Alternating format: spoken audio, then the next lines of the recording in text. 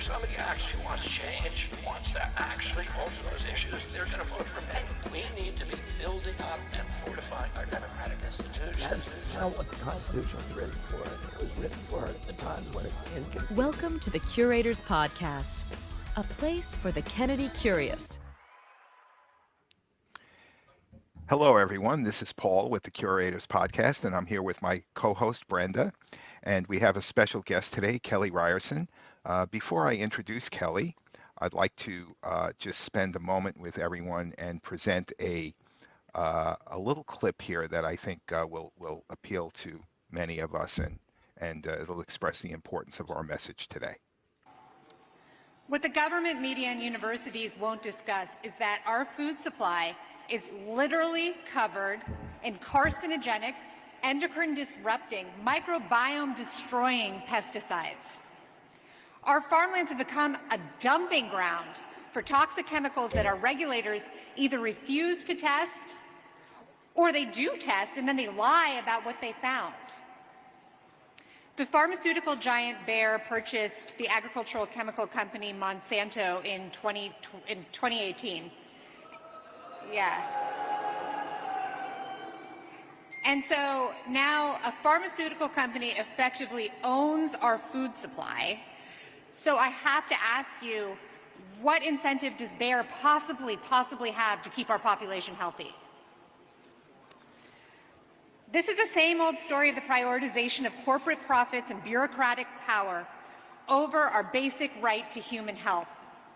It's enabled by full regulatory capture of our food and farming system, and it must stop immediately, and Bobby Kennedy's the only person who can do it.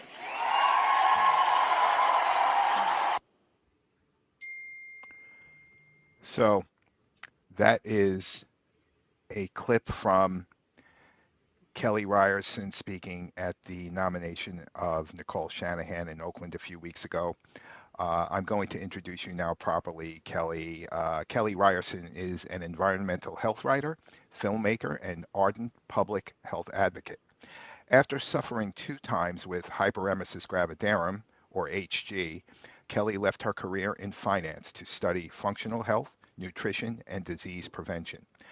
She particularly focuses on the ways in which our food system, soil, and microbiome have been corrupted by the rampant use of toxic herbicides.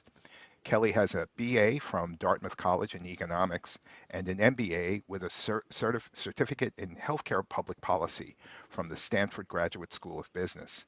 She also studied Integrative Health Coaching through Duke University. Many of us know her as the Glyphosate Girl, and the crusade that you've been on, Kelly. We want to thank you. I wish we could have played that whole 5-minute segment that you spoke, and anyone can go and find it for themselves, and I certainly encourage them to do that, because the message that surrounds that 1-minute clip is equally powerful. We just wanted to get the live conversation with you going, so welcome and thank you for being here. Thank you so much for having me. Okay. It was sort of an out-of-body experience when I watched that back or listened to it. Oh, you knocked it out of the park, and Thank you. yeah, really. And what I love, it's almost like when you have this passion for something, and you have the truth on your side, and the importance of the moment. It's not as hard to get up and speak, to any size audience with conviction, with courage, and with an impassioned plea. So that's what I got from you. And when I saw you there, I said, this is a person I would love to have a conversation with. So Awesome. I want to ask Brenda to open the discussion, because I know she has some interesting topics to bring up. So take it away. Yeah, Kelly, I spent some time on your website, and I recommend it to everyone. It's glyphosatefacts.org. But I think the first thing I read was your article called Bobby Kennedy and the Glyphosate Trenches. It was such a wonderful article about how you first met him at in San Francisco at the Monsanto trials. I guess that was 2018. Yeah. And it was so cute how he's just this regular guy. Hi, I'm Bobby Kennedy. You had no idea who he was until weeks went by. He was so unassuming. But I highly recommend people to read that article. But I'd love you to just say a little about that. And then I think the trial lasted like 7 or 8 weeks.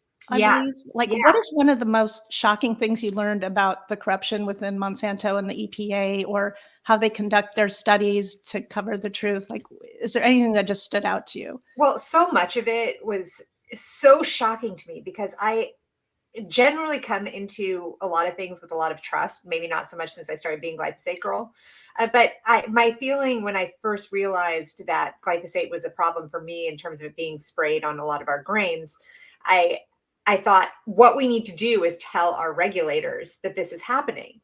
And that was my goal. I was like, they don't realize that this is being sprayed on all of our things. They don't realize that this causes cancer. I mean, that's how naive that I was to this situation because I have this inherent trust.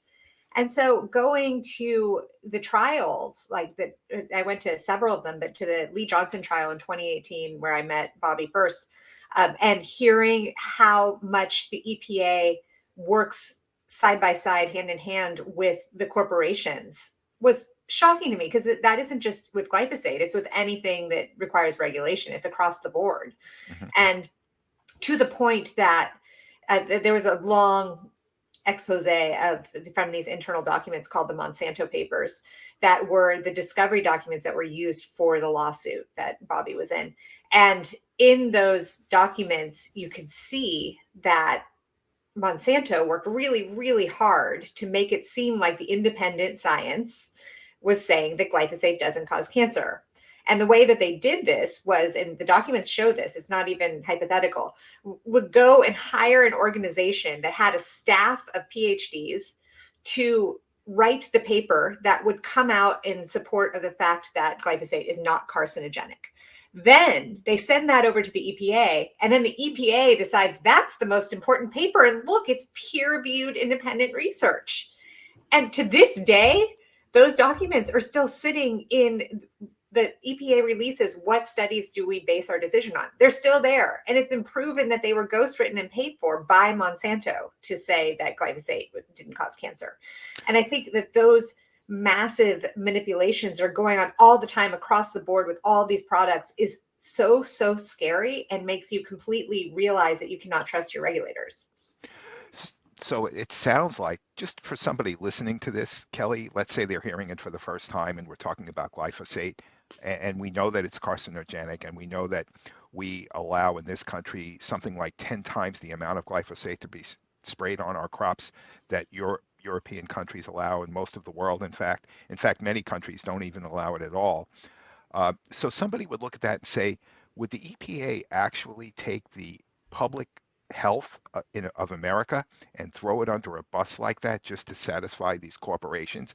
Could it be that sinister and that corrupt? What do you think? Oh my gosh. And once again, this was shocking to me. And I watch this and wonder how those regulators can, in fact, just this last week, I was in DC meeting with regulators at the FDA. And I sit across the table from this man, Jim Jones, who's new head of human foods. He's a nice guy. I mean, he was perfectly pleasant. And there's this great front that's put on, and with Moms Across America, a group that I'm on the board of, we've met with many different regulators over time, including the EPA 4 times. You meet with these people, they're moms, they're dads, they are normal citizens that you presume would want to have a good life that's a healthy life. And I sit in amazement each time and wonder, how could you let this continue to happen when we have all of this evidence? And to the point that I'm just surprised a lot of these people are of childbearing years, and there's so much evidence that shows that that glyphosate will contribute to infertility and contribute to sperm death and all kinds of things with endocrine disruption. And that's something that Bobby talks about a lot, is this endocrine disruption and hormonal changes from pesticide exposure. And he people say that that's crazy. And I really wish that people would go to PubMed, which I'm just going to do a shout out for. It's a place where you can go and you can read all of the published peer-reviewed independent research yourself. You don't have to take the word of a reporter, and you can read and see what the science is actually saying. If you do that, you'll say, oh my gosh, what are the regulators doing? Come back around to that. Right. And I saw that with the FDA. I saw something with the FDA where, just the woeful inadequacy of the FDA's ability to regulate many things over the last generation, how that's descended into some form of madness through that PubMed. So I know what you're talking about there. Yeah, I'm sorry. Please go ahead. Oh no, and I think that that is really the takeaway, and I think that that's what Bobby is promoting for people to do. In fact, he will say, "Don't even take my word for it. I'm telling you this stuff. Don't take Right. my word for it. Go look Right. at the science yourself, because you are a smart enough person. You can figure this out." And I think that's another thing that's really been unveiled, because this word science has been so corrupted now, and co-opted by media and by these corporations. And I think a lot of citizens don't feel equipped to read a study, for example, and go and form their own opinions because they are not scientists by and large. Exactly. I like how Dr. Bhattacharya always uses the science with the trademark after it. Oh, totally, the science. Yeah. In fact, when someone says the science says, I actually am like, oh no, it doesn't then. Exactly. Right. Right. It's just a convenient way for people to believe things without having to like take the time to dig deeper and look at minority opinions. And it's just so much easier for people to apply this cognitive dissonance and say that Bobby Kennedy is a nut, a wacko, a lunatic, rather than to actually give credence to this notion that we have an existential crisis on our hands, folks. It really truly is an existential crisis. And I have felt for more than a year, Kelly, that Bobby Kennedy has been onto it. He's been calling it out, but he's challenging the power structure of those who want to really desperately hold on to that power. Again, even if it means sacrificing the health and well-being of Americans, which is exactly what's happening. So It's exactly what's happening. And for those listeners that don't know what's happening with Roundup, Roundup is used. So this is the weed killer Roundup that you see at Home Depot. This is used and sprayed as a pre-harvest desiccant. So it dries out our grains, our legumes, our sugarcane. There are a bunch of crops that farmers will do this because it's easier to harvest if everything is dead at one time. So if you have a field and one area is still not quite ripe, then one part is ripe, then the farmer will have to do a few different passes. If you spray it all at once and it's dead, you just do one big pass, you combine your grain, you send it off to the mill. Unfortunately, that means that after it's sprayed, then it goes to the mill and it's covered with Roundup, and then we're eating it, and we know that it destroys our very vital microbiome, and we know that it crosses the blood-brain barrier, we know that it crosses the blood-testes barrier, and does all of these terrible things. This is a low-hanging fruit in terms of improving public health, just this process of pre-harvest spray. Is it true that most of the glyphosate is used in this way as a desiccant? Because before I thought, oh, maybe it's like 20% or something, but that it's actually used on wheat and legumes more than it is on GMO corn and soy. Is that actually true? Well, I think it's used more on the GMO corn and soy that's been genetically modified to resist its effects. But our dietary exposure, 80% of it is actually from this pre-harvest spray. It's not from the GMO use. Because it doesn't have time to wash off. It's not just like a weed killer. They're actually putting it on right before they harvest it. Is the EPA even testing the levels, or the USDA, on this like wheat that's just been sprayed and processed? So the FDA should be testing this. They do very rarely. And what they told us this last time, because I spent about 20 minutes telling the FDA that they need to start doing more about glyphosate, and they will pass the buck to the EPA. And they're like, that's EPA's business. And so then I said, well, what I've noticed at the EPA is that anytime there's a question of levels that you guys test, the EPA increases the allowable level. So now it's insane. It's just skyrocketed how much is allowed because the EPA just changes it according to what's found in the food. Did I hear one of our panelists, Johnny Paradise, said 3 pounds per person per year of glyphosate? Oh my gosh, is that right? I haven't heard that stat, but that would make sense. Yeah. It's beyond scary. Now, I just want to go back to that blood-brain barrier concept, because I'm not sure our audience is really familiar with that, and what happens when this occurs, when in terms of blood tests and how things don't show up in the blood, but when it crosses that barrier, other hidden illnesses appear. Can you talk a little bit about that, Kelly? And it's interesting because this gets into functional medicine too, which is a type of medicine that it looks to root causes for different illnesses rather than just you have this illness, now here's a medication for it.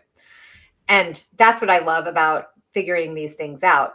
And there have been several studies that have shown, it was hypothesized for a while, but then it was shown with, I think within the last 5 years, that actually glyphosate makes its way through the bloodstream and crosses the blood-brain barrier. And what that means is then you have glyphosate in your brain tissue, and that can lead to neurodegeneration. And this is an ongoing that brain scientists, neuroscientists are really looking at. They know it's not good. Some of the initial results are definitely connected with neurodegeneration, and in fact goes beyond that, goes to behavioral things. It's been connected with ADHD in a lot of rodent tests, where that dietary exposure at levels where we are exposed can lead to ADHD, anxiety. A lot of the things that you're seeing escalate in this community and in this population. Exactly. And I'm so glad that you just put up this list of things, because we really have a lot of chronic illness in this country. It's really outrageous. These stats, you have 4 in 10 kids with depression, 1 in 5 with obesity, 1 in 5 with suicidal thoughts. And it's crazy because the regulators and presumably any doctors that are in charge are not identifying this. And this goes back again to, it's so illogical. Like this, to keep on poisoning and seeing these numbers go up to $4 trillion of healthcare bills and not be getting to the root cause of what's happening. And just so we know too about I've had several friends who have really struggled with infertility, and this is a heartbreaking thing and it's not fair. And I feel that these corporations are taking away our natural ability to have a family, to be able to have that wonderful, fulfilling, and comparable thing of being able to have a child.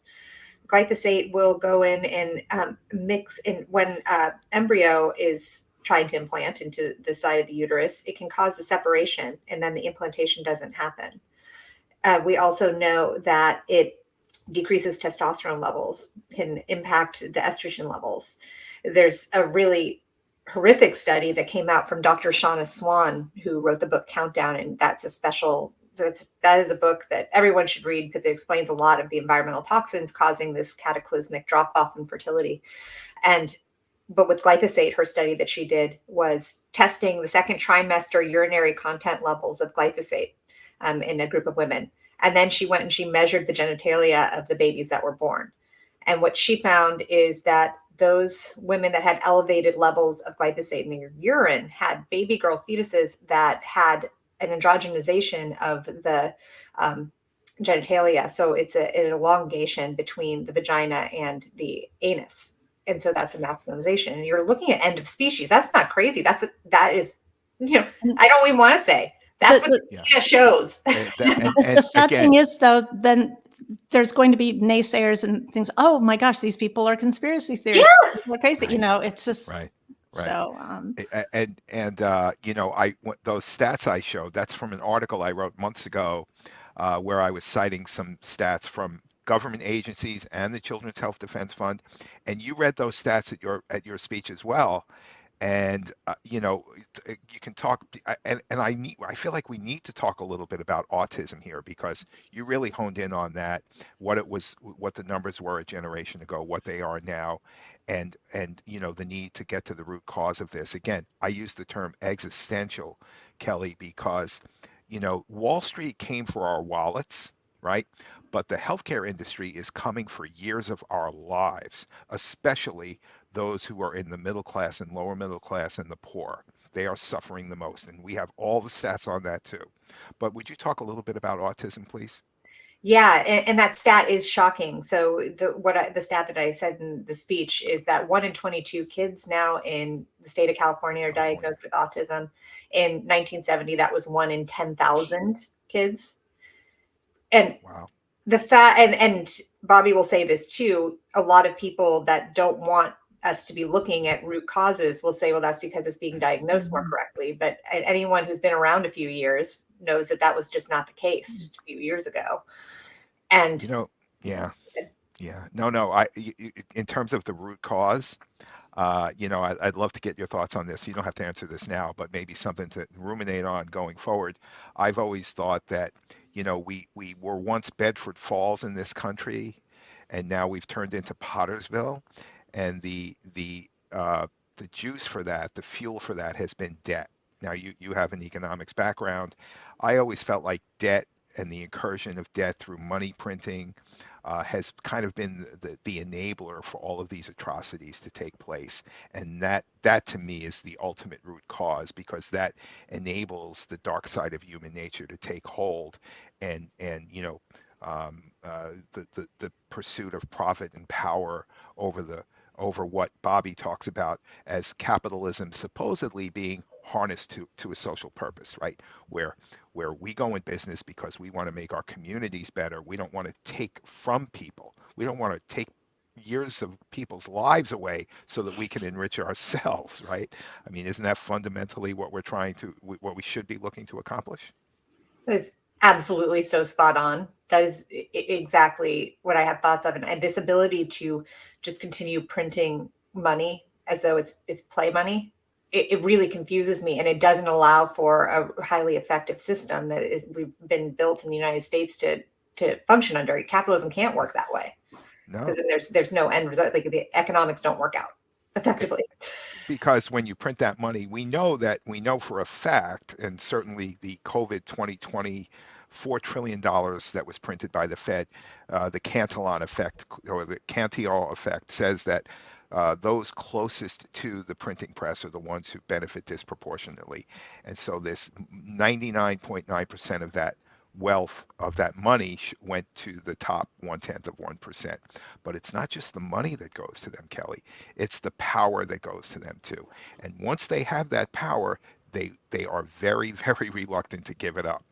And so this is where this people first movement comes from, that we're a part of. And I just pray that there's enough in this movement to take hold, Me and too. And change. and it's interesting because even in my Glyphosate Girl account, I've stayed away from politics because I've always said I've said poison is nonpartisan. That's been something that I've been saying, because it's not. We're all being poisoned. And something that's very interesting, not to divert the conversation too much, but it just came to mind because as I say, I was in DC last week and I met with a lot of staffers. And historically, these topics of environmental toxins and protecting those that aren't the wealthiest or most powerful, that the Democrats have claimed to be. I've, by the way, been a member of all political parties, and when I change according to how I feel they're behaving. And so I was very surprised, though, because you get a lot of talking from the Democrats that they're very upset about the chemicals and all that. Well, I can tell you, when we went in, we talked to the Republican staffers, their eyes were wide and they said, what? This was all new news to them. And it actually made me really happy, because I think that they need to get on board. And I think that some of the younger people that are starting to see these health effects that we're talking about, one staffer's husband just had diagnosed with celiac disease out of the blue, and another struggling with fertility. And as these things start to line up, I think there's a real opportunity for the Republican Party to join the team and come in potentially with even more force, which is hopeful at the congressional level. Of course, I think that if everyone could be purple, that would probably get us the farthest. Kelly, I wanted to ask you, I know Dr. Mark Hyman and Callie Means have both been talking about all the work. They're out on the Hill all the time trying to move something forward on the Farm Bill. And I know actually Callie was at the announcement as well for Nicole Shanahan, but you mentioned the whole root cause illness, and that's what Dr. Hyman, functional medicine, he's always talking about. I mean, are these people working in Congress, at the EPA, the FDA, when you go visit them? Like you say, they're nice people. They have illnesses too. It's like, where is the disconnect coming from where nothing has been changing, though? Because I know I've heard Callie say that Cory Booker is very open to this, and some Republicans. He's very careful about working on both sides of the aisle. Like you say, this should not be a partisan issue whatsoever. Is like the dam breaking with this finally? Is there especially the Farm Bill is going to be passed pretty soon, right? Well, so now they're talking about the Farm Bill maybe being punted another year. And unfortunately, it came through with actually more subsidies for monocrop GMO agriculture, which is the opposite of what a lot of us have been working on. But this is the thing. The truth of the matter is, when we were there, these staffers who work they're staffers for agriculture, for the various representatives, they do not have visitors from our side ever. And this was new news to them because we don't have the money, and by and large, these are nonprofits that would be funding people to march in there. We don't have the money to be having these meetings. The lobbyists that we were working with were willing to do it pro bono and march us around because they're upset about the chemical assault that we're under. And that is what's scary, because you have groups like Environmental Working Group that are very famous for their policy work, and they do some really great things. But they too do not have the capacity to be there regularly to actually make any kind of effect. To the point that the group I was with is like, I feel like I need to set up a table outside of Congress with a thing, Roundup is being sprayed on our grains, and have them come over and talk to me, because that is really, we need a massive, massive media push in there, because we just can't go up against the dollars that Bayer has to try and keep glyphosate alive. Let's start this. I like this idea. Right. It's like one head of the monster is debating the other head of the same monster, right? That's Yes. what's going on in DC. And here comes people like yourself and this independent grassroots movement, people who see this, and from my perspective, in terms of a political solution, Kelly, Bobby Kennedy is the one man who's here to work to restore. It's going to be tough, but because he's an independent, he'll give these two-headed monster people a place to land when he's in office. He'll give them a way to find this common ground without feeling like they sold their souls to the devil, Yes, but, absolutely. and that's the importance of having an independent leader in the White House at this point, at this moment in time. You talked about Moms Across America. I think is that Zen Honeycutt? Is she part of that as well? Yeah. Could you talk a little bit about that? Because I know there are a lot of people who would like to know about that. Yes, Moms Across America is a wonderful organization and has been around for over 10 years. And what is very cool about this organization is that they do the actual food testing that the FDA and the EPA are not doing, and has found all kinds. We did a study on school lunches, tested 40 school lunches from across the country, and some shocking levels of heavy metals and really atrocious veterinary drugs and all kinds of poisons were found in these school lunches. And we brought this now to the USDA and the FDA. And the USDA team that was in charge of school nutrition said, well, we can't do anything about that, but we do have good news. We're going to lower salt and sugar in our lunches. I was like, that's nothing. I mean, keep the salt and sugar. Let's get rid of this like aviary drug, Wow. But what's great, and something that we're talking about different things coming out of this week, and wondering, is there a way to circumvent the system and have federal funds come and test these foods through third parties? If the regulators are unwilling to do it, is there a way that NIH might be willing to do it, or fund a third party to do it? Because we need to know what's in our food, and they are unwilling to test it. Kelly, you referred to over $4 trillion of healthcare spending as part of our GDP.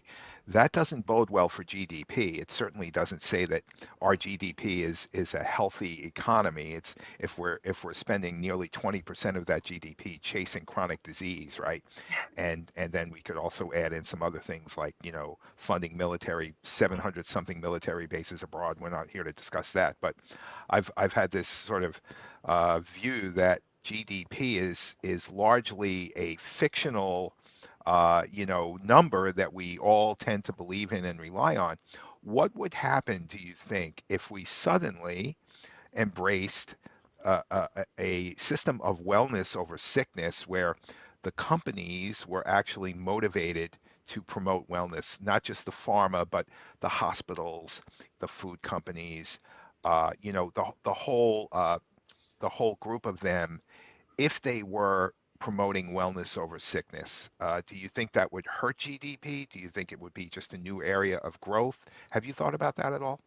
Well, there was an interesting study that came out of Goldman Sachs actually recently. And I believe that it was a 1% increase in GDP is predicted from the use of Ozempic in this country, because people are feeling healthier. They're so much healthier. They're productive. They're going to work. So if that's what's happening from Ozempic, which by the way causes a lot of intestinal issues, so it's not like people are feeling fantastic by This it. whole thing with Ozempic marketing is insane. And it's It's like Novo crazy. Nordisk is getting away with just insane stuff in America, which they can't do in Denmark or the EU. And No. it's No, and they're giving it to 12-year-olds now. Oh, it's so awful. It's Mhm. so awful. 12-year-olds that have no Yeah. business being on those. We don't know what the long-term effects are at all. Wow. So, but if you think yeah. about that, then can you imagine if we actually all had healthy food and like looked for root causes and maybe took some magnesium so that, if taking magnesium alone, we're all, as most people probably know, are highly deficient in magnesium and zinc, and those are the mood stabilizing minerals. And one of the things that glyphosate does is it was originally a metal chelator, and it binds very effectively to metals. So I mean to these minerals. And so it was great to clean pipes. Well, it continues to hold that property. And so when it's sprayed into our soil, it binds to these key minerals and zinc and makes it completely biounavailable to the crops that we're eating. And then you have a whole population walking around that doesn't have magnesium and zinc. And that was one of Right. the core problems for myself with my own health. And so, can you imagine a big like magnesium bath for the whole country? I think all of us would be just like so much calmer. It would be amazing. And you were talking about the soil. Are you actually in the film Common Ground? It hasn't been near where I live yet, but Yes, I'm speaking, surprise, surprise. I'm speaking about glyphosate and this idea of Bayer owning the food supply in that film. And awesome. that's a great team of people there. We had a gentleman, I don't know if you know him, Jim Gale from St. Cloud, Florida. Yeah, we had him on a few days ago, and he gave us a tour of his own personal, he has this company called Food Forest Abundance, and he took his own plot of land, which is a decent size, and it was all sand just 2 years ago. Now it is a self-sustaining forest that he can derive all of his food and nutrients Oh from my gosh, that's for the him and dream. his family. Yeah, I'll send you a copy of that. Oh, you please do. And that's like biggest little farm. Exactly. And it's more than that, because the solution, if applied politically, can just bring about such a better world when we embrace nature, because nature is abundance, right? And we need not play games with it for everyone to experience the abundance of nature. And that's what Jim's message is. And not just here, but across the whole globe, And now with Kiss the Ground on Netflix, and hopefully Common Ground will be on, maybe a lot of people will be setting up these Ask Me About Glyphosate tables outside of Congress. I mean, I hope so. It's if you're up for it, I'm like, we're like, can we have a table there like at least once a week, and we'll just all rotate in with our facts and be like, this is what's happening. I mean, well, to counter this ridiculous website GMO Facts that you mentioned on your website, that these front groups that they're pretending is the science trademark, telling people, remember the corn growers when the whole high fructose corn syrup started? I don't know, was that 15 years ago? And they had a big front group talking about how natural it's made out of corn. It's so good for you. And then people started seeing through this. But yeah, if you're busy and you look up and you're like, oh, the GMO Facts, there's nothing wrong with this. It's looked really official. Must be true, Oh yeah, these front groups that do that kind of thing. And one of the things I brought up to the FDA commissioner, or the deputy, was I find it nauseating that the government has given $7 million for a campaign called Feed Your Mind. And that's what taxpayers are funding. And so they gave this to the EPA and the FDA and USDA to come together for an educational series and platform to tell people about food and the safety of the food. And what it is actually a huge promotion for GMOs and why GMOs are safe and they're going to feed the world. And that's what taxpayers are paying. You go there and you're like, oh, wow. And I said, if we cannot do better, then that is what we are providing the United States and all the kids in the high school curriculum that you're providing with this Feed Your Mind campaign. Right. Like, let's at least have half of that be regenerative agriculture.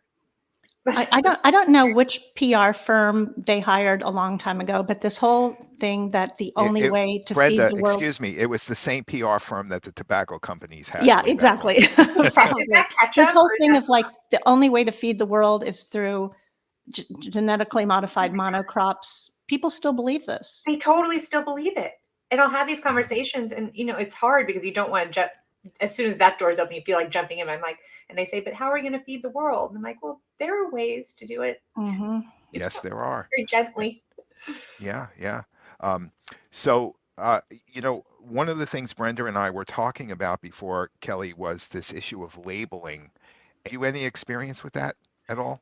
I keep my eyes on various labels, particularly as it applies right now to regenerative agriculture and regeneratively grown products, because that's sort of the new area where I think people are trying to pull fast ones. Mm-hmm. And I think that once Common Ground comes out, and certainly with Kiss the Ground, there's going to be a greater search for regenerative foods. And unfortunately, Bayer has already co-opted the term regenerative. Are they like putting made with regenerative ingredients or something when it's that not? kind of thing. And that's not Yeah. specifically determined yet. Yeah. And there's a battle going on right now in the state of California to come up with what is that definition. Mm-hmm. And you have the people over on the organic side that have forever been very, very like real organic. And they're saying it can't be regenerative unless it's organic. But then other people are saying, well, can't regenerative be a process? So otherwise no farmer is going to bother doing it because that sounds totally limiting and hard and scary to try and be organic at the same time. And the interesting thing is with that, like, the USDA started the organic label, I don't know, 20 years ago. And that was amongst, from the actual farmers and consumers asking for it. But that's really the only government label that we have. And then the non-GMO project started. And that just means it's not made with GMOs, but it could still have glyphosate. And then the glyphosate-free label started from the Detox Project. They actually test food to make sure it has a super low level of any trace glyphosate. And now, like you say, the regenerative, there's like Regenerative Organic Alliance, and then there's Regenified. Consumers are going to be so confused, and none of this would be necessary if we weren't just poisoning our crops. That's the irony of all of this. True. None of it would be. Why isn't all food always and everywhere organic? It just really should be. And we've gone down, but there'd be less money for corporations with that, right? Right. See, and there's the public will put up with a lot, but I don't think if the public understood at all how the trust in the institutions that they've given has been betrayed. That they're, and Brenda knows that I put this up all the time, and I have to share this screen in a moment here. It shows the average lifespan of people in the United States. Have you seen this, Kelly? I've seen this. I'm so glad you have it. I saw that pass by, and I was like, why isn't everyone like, what is going on here? Where is the outrage?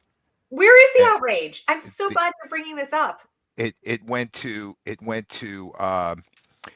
by the wayside due to the impact of propaganda, because I think, this is my opinion, the media industrial complex, one of the MICs that we talk about here, has co-opted the minds of people through propaganda, and they're engaged in mind-numbing complicity that it's almost as if it doesn't exist. What's more important to most people is being in that boxing ring of conflict. It seems to me that they won't even look at the harsh truth that we just displayed on the screen, or they'll find some other boogeyman to blame it on. Oh, it's genetic. That's what it is. It's genetic. Genetics is often right. It's genetic, or if you're a Democrat in today, and I have more blue roots. I'm talking more as a Democrat historically myself, but I see what they're doing is they'll say, well, it's the Republicans, it was this administration, it was Trump, it was this.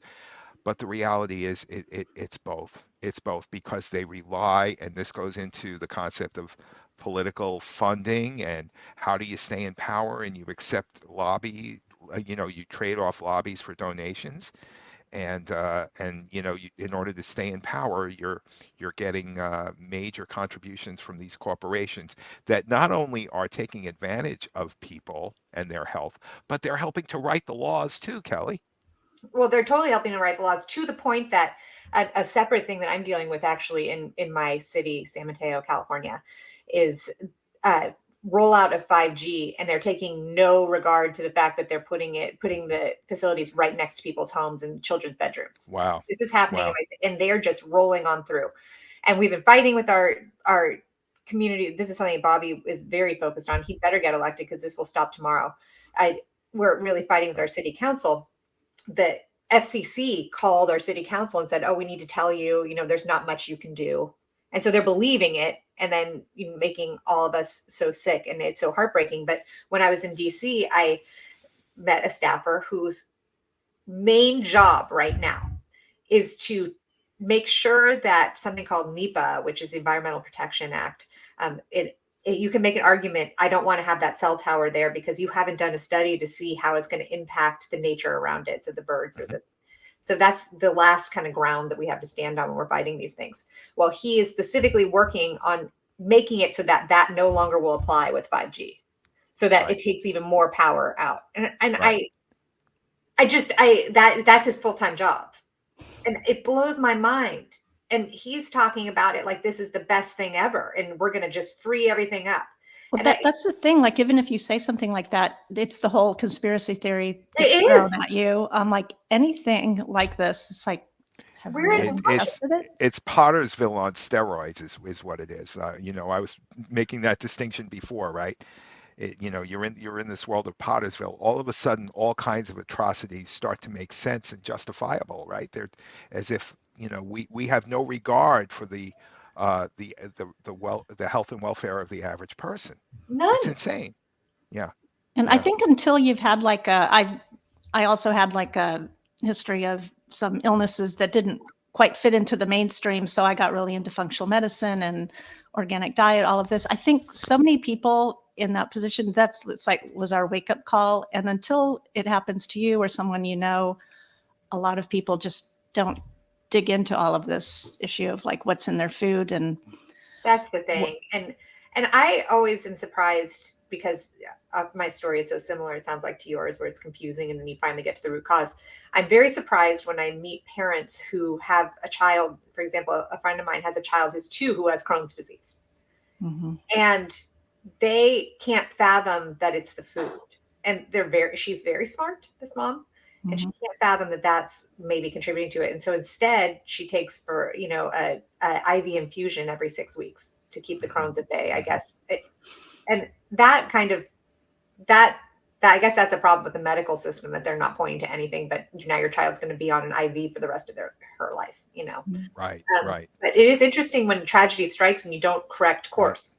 Mm-hmm. Yeah, and a lot of times, if your doctor's at Stanford or UCLA or some, institution that's respected, it's like, well, my doctor clearly would know to tell me if diet has anything to do with Crohn's disease. No, it has to be genetic. Or Let's talk about that. Let's talk about the research, the university's research, and how they're tied in with this industry, and the incentive structure there, and the funding, and the whole structure of it seems, I don't know what the right word is. Is it sinister? Is it just misaligned with the public interest? Do you have experience with that, Kelly? Yes, and something very frustrating happened because I was looking for someone who could do the study to look at intestinal permeability, leaky gut, and Roundup exposure. And it's strange because you can't really find exactly that study, except something that came out of Seraphic, which is Zach Bush's company, but not something that's peer-reviewed, independent.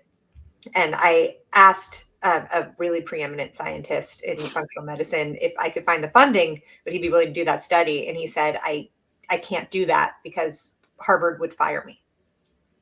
Right. And so that's what we're up against. And interestingly, Nicole Shanahan was telling me, because she's funded so much in infertility studies. And she went to a conference and she was a panelist with, I think, the head of the FDA and someone else, and head of the OBGYN Association. And she said, I would be interested in studying if you have someone struggling with fertility sit in the sunshine for 2 hours each day, what would that do to your fertility? And she said, you wouldn't believe the reaction I got. It was like I was crazy. Like, who would suggest something like that? Right. But Right. there's no money in that, and there's no one funding There's that. no money in it. There's no How- money. How dare you bring up nature as a resource for Yeah, what a well-being? loon. Yeah, and it reminds me of just this. It's the reason why Bobby Kennedy isn't invited on any of these primetime shows, because the industry dictates the narrative. They own 70% of talk show advertising is from the pharmaceutical industry. Bobby is out to set things right, and that would let's be real, the pharmaceutical industry would rightfully take a hit. Oh, So big time. they're out to do everything they can to keep him off the public airwaves. They would rather half the population continue to think that there's only two people running in this election. Absolutely. Isn't And- it interesting each day when you're like, oh, they keep saying just two people each Well, day? And that's I used to try to convince people, Kelly, that it's a three-way race, and I've changed my mind on that. Right? It actually is a two-way race, right? Because you have this duopoly, this two-headed monster, and they're always at each other's throats, but they in terms of policies, they're all after the same thing. The same And darn thing. There's no difference. One is driving us into a brick wall like the one behind me, and the other one is driving us off a cliff. Totally. It's the same result. Totally. But here you have the one person who I think is truly transformational. I truly believe that, perhaps as much as any candidate in 100 years in this country, who is actually fighting for the people in every way, in terms of the right to healthy bodies and free speech and peace on earth, and all the things that we used to hold dear in this country, that he talks about making us once again a moral authority around the world. Well, it starts with some moral authority in our own conscience, and learning how to do the next right thing. And we've done a couple of segments on Bobby Kennedy in terms of his the principles that he embodies and that he lives every day. The simple things, and how he's not ever guided by that incentive. You could say to him, Bobby, I'll give you $100 million if you'll say this, or if you'll do that. He's not interested. He's just not going to do it. He doesn't need anything from anyone. He has this very clear moral compass, and he never deviates from it. Absolutely.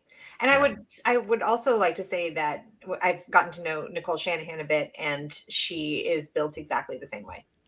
And Yes. I love it. And she's fed up, and she's just a really lovely and brilliant and awesome pick. And I just think she too would come along and bring so much to this message and make things get done. She's been so successful in business, and I just feel like her mind is ready to tackle this. So it's such a cool duo. I listened to her interview with Dr. Bhattacharya, so it was really interesting I don't know if you've had a chance to listen. I haven't listened to that one yet. But she mentioned she was horrified. She walked into a pitch for a project or something, and they pitched something to her like, the autism market is a X billion trillion dollar market opportunity. And she was just horrified, Yeah. Well, and she told me that now autism is put on the psychological disorders list. And she's like, what is that? No, like that is unacceptable. Right. So, Profit motive. Yeah. She would really make some interesting changes. And I really like that she's looking at funding things on her own. Me too. That's How like awesome is total that? breakthrough of someone actually putting money to study something without knowing the outcome, without telling someone what the outcome is going to be at the end. Right. Effectively, yeah. I'm glad you brought up Nicole, Kelly, because I think, as perhaps I did a little bit early on, but I think a lot of people are going to end up having underestimated her. Oh my gosh. By a considerable margin, right? Because she's, she just I think you don't know until you talk to her. Her mind is so insane. Like she just makes these connections so fast. She's so quick. She's so dynamic, and it's just really inspiring to be around her. And to watch the two of them have that. Did you see that conversation between Bobby Yes. and Nicole? Right? Can you imagine any other candidate in memory having a conversation like that with a VP? The No. two leaders. No. It's like they're here, and Bobby and Nicole are just so you So know far that away. that again, that boxing ring of conflict, right? I use the term rock'em sock'em robots. I don't know if you remember that game from back in when I was a kid. But it would be like you'd try to knock each other's block off, and you're in Oh, this okay. Oh, boxing yeah. ring, Yeah. Yeah. right? Yeah. But Bobby and Nicole are saying, okay, we're going to lay down the gloves. We're going to rise above that boxing ring of conflict, and we're going to bring solutions to the American people. That's what we're here for. Yes. You know, 100% that is what they're there for. Neither one of yeah, them needs this, nor have they historically been power hungry people. They don't need to do it. no, They could both retire and have fantastic lives and not care. And I just think it's right. wonderful. This And is if this is a unique time for both of them Yeah, to be running. it's a special time, it's a 1776 moment for us. That's it what we call it. absolutely is. Oh, I love And yeah, and nothing less. I mean, it truly is. And most people get distracted. Kelly, people still have that kitchen granite countertop or that extra car in the driveway. I often refer to this because that was the debt infused illusion. So we're not really seeing the cracks in the system, the way things are really falling apart right under our feet, that. and we need to rebuild that foundation, and that's going to mean sacrifice, right? And I think if somebody tells the American people the truth, which we know Bobby will do, he's pledged to do it, he's always done it. The people will make the sacrifice. You Yeah. know, people would Oh, rather sacrifice than fight. I totally think so. And I think that in really the only ones that'll be sacrificing are the ones that are benefiting from the system. So, the corporations or whoever it is, the vast majority of the population will only massively benefit. We'll have healthier food and feel better. And So feel better and be yeah. like, wow, this is how it used to be in like Uh, 1976. right, Yeah. exactly, and working toward a better world, and we're so grateful for you. I just want to say for myself, I'm so grateful for you and the work that you're doing, and having kind of shifted your life's calling. That to me is so remarkable and so honorable. So thank you so much, Oh, and thank you. Yeah, I hope we thanks. get to know each other better. I Maybe we'll don't have think you you're back making on. the big bucks doing what you're doing now, Kelly. I'm hoping one day I'll get a paycheck. One. Kelly, we didn't get to talk about a number of things, but we'll hopefully have you back on at some point. I know we're bumping up against your stop time here. So where can people find you? So you can my website, which has all this information that is very digestible, hopefully, is glyphosatefacts.com. And then you can also I give regular real updates on current events surrounding pesticide use and our regulators as Glyphosate Girl on Instagram. And then there's also a contact form on my website, the Glyphosate Facts, if you have any specific questions. Okay, that's wonderful. There's the did I spell it right? I hope I Yeah. did. Okay. And keep fighting the good fight. We're so grateful to have you on, and Thank you, Kelly. Thank you so much. thank you.